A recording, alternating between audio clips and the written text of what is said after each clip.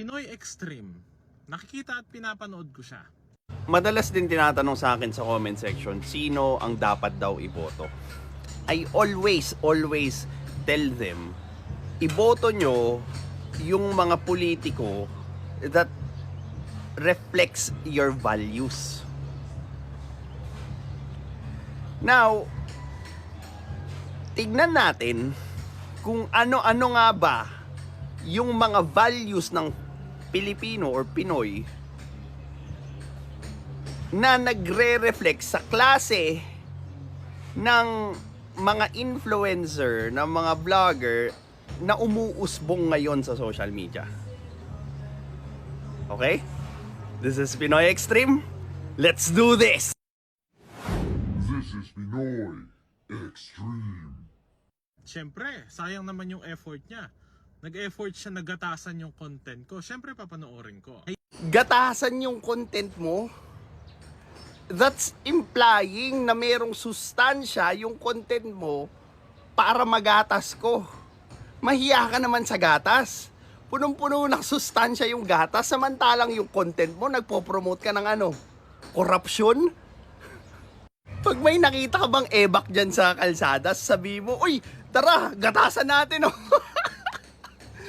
See what you're doing there?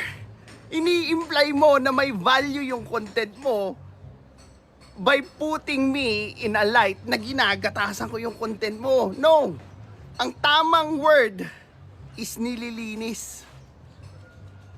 I'll teach you what Dunning-Kruger effect is. And very common ito sa mga taong konti lang yung alam. Yung nasa x-axis ay yung dami ng skills o knowledge na maa-acquire mo sa buhay, and yung y-axis, pataas, yung confidence mo sa sarili mo about sa mga bagay na alam mo. Now, kung papansinin nyo, konti pa lang yung alam ng tao, pero yung confidence niya bumubulusok na kagad sa taas.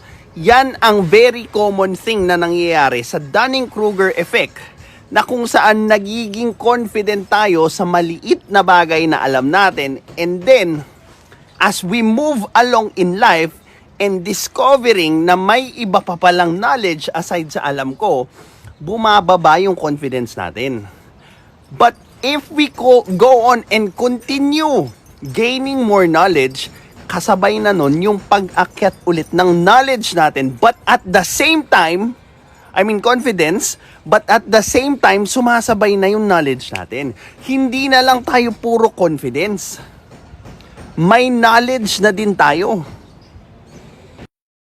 So, kung hindi mo pa rin maintindihan yung paliwanag ko, skip mo na lang yon.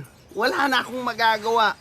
Pinaka-basic na kayang paliwanag ko na doon sa Dunning-Kruger effect yung nagawa ko. Pasensya na kung hindi ko na kayang ibaba yung level na yun, ha? Ideally, maganda yung sinasabi niya. Tama, pero iba kasi yung reality. Alam mo, gagamitin mo pang excuse yung reality para hindi mag-improve.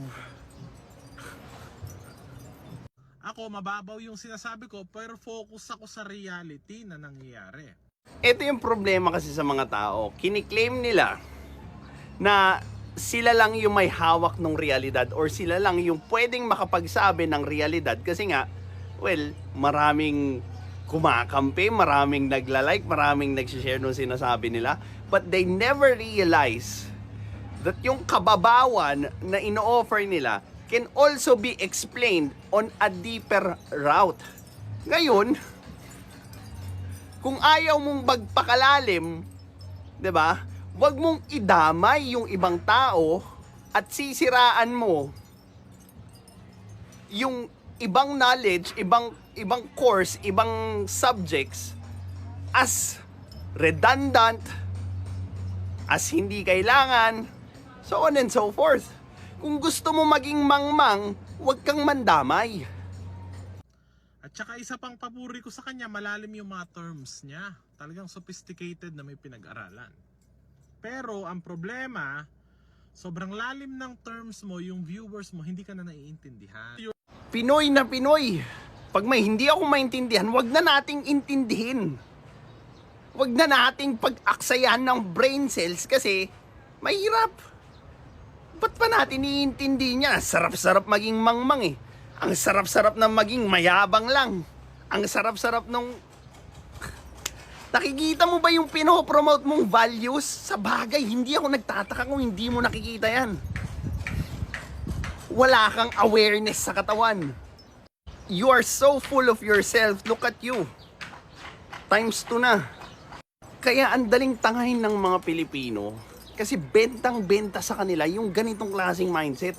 Hindi ko maintindihan, mahirap. Huwag na nating intindihin.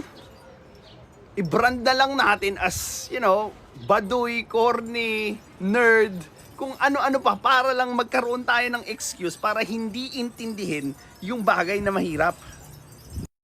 Kingina, naghahanap yung mga Pilipino ng magaling, matalino, competent na leader, pero yung mga boboto, mangmang, yung mga boboto gusto easy-easy lang. Nakikita nyo ba yun? Kaya fakta pang Pilipinas, it's because we do not start the change within ourselves. We always ask people to do the change for us. And lo and behold, mga entitled na Pilipino, mababaw na, mangmang pa, ang dali pang utuin. You're smart, pero kung hindi naiintindihan ng viewers mo yung sinasabi mo, kasi hindi mo siya ma-simplify, paano ka nila maiintindihan, di ba? Paano mo pasisimplihin ang isang term na nasa simplest form na? Sige nga. May mga bagay kasi na hindi mo na pwedeng i-divide or hatiin pa dahil nasa simplest form na. Basic math na lang yan. And most likely, hindi mo rin maiintindihan yan. Kasi nga, yung mga Pilipino, functionally illiterate. 90% and hindi ako nagtataka kung kasama ka dun. And isa pa, yung mga Pilipino, kaya hindi nila naiintindihan, yung kaargumento nila is because it's not the truth that they want. They just want to win. Gusto lang nilang hadain yung mga ego nila at they are willing to do anything kahit na magsinungaling, kahit na magtanga-tangahan sila para lang manalo doon sa argumento. And that's called intellectual dishonesty. Simula kay Gabe Pineda, Marvin Favis, ikaw, so on and so forth, nagkalat kayo sa internet. Mga taong hindi kayang mag-admit ng kung anong hindi nila alam at mga mali nila. I respect Pinoy Extreme. He's a smart guy. Pero ang tanong, gusto ko bang maging katulad niya? No. Because you will never be me. Kahit anong kunin mo, kahit anong itapal mo dyan, you will never be me. And the same thing as I can never be you. You can never be anyone else. Wala kang magagawa kundi humarap ka sa salamin, tignan mo yung sarili mo, ano ka, sino ka. And doon mo masasabi sa sarili mo kung gusto mo magpatuloy sa ganyang klaseng kalagayan. Hahayaan ko ba na ma-impluwensyahan niyo yung mga iniisip ko? No. Another Pinoy na ugali. Ayaw kong magbago kahit na mali ako. Kasi pag nagbago ako, aaminin ko na mali ako. Mas importante yung pride ko, ma-maintain ko yung image ko, kesa mapunta ako doon sa tama at totoo. Tingin ko ba successful siya? I don't think so. Ano ba yung success para sa'yo? Maraming pera? Ano pa? Yun lang? So, ibig sabihin, idol mo sila Diskaya. Maraming pera. Maraming pera lang. Pero yung ugali, yung mindset, yung philosophy nila, kagaya mo. Promotor ng korupsyon. Tapos magre-reklamo yung Pilipino mo, puro korap yung nasa gobyerno. Really? Gobyerno lang ang korap? Hindi yung simpleng mamamayan, hindi yung simpleng mamamayan na bumoboto doon sa kanila? Kasi tignan mo, magkapareho ng values. Parehong korap, parehong tamad, parehong mangmang, parehong mababaw. Respect sa kanya at sa opinion niya. Pero ang tingin ko sa kanya, siya yung tipo ng tao na matalino sa school pero kulang sa diskarte sa tunay na buhay. Don't give me that diskarte. Alam naman natin lahat na yung diskarte para sa Pinoy ay panlalamang sa ibang kapwa. Oh, hindi ba? Ano yung tinuturo mo?